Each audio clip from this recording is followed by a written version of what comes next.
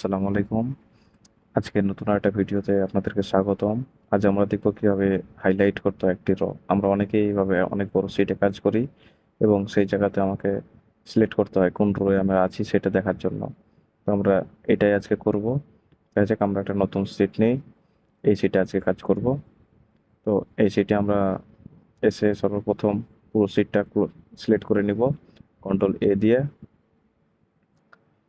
এবং যাব conditional formatting, new rules থেকে এই যে নিচেরটা সিলেক্ট করার পরে এখানে টাইপ করব equal to row first bracket close equal to cell first bracket double quotation আর তারপর row double quotation close first bracket close.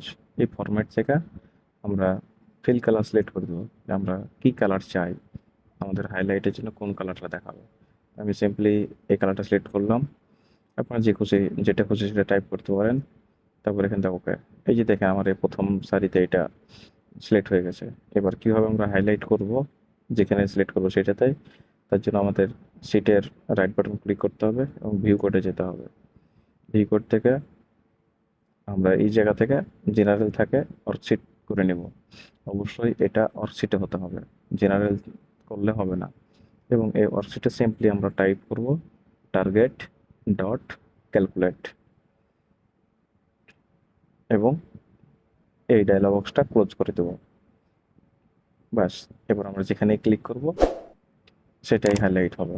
আমাদের এইভাবে আর রো নাম্বার দেখতে হবে না। আমরা জাস্ট ওদিকেই যাব, যত বড় শিট থাকলো না কেন আমরা ক্লিক করলে সেই পুরো রো হাইলাইট হয়ে যাবে। ধন্যবাদ।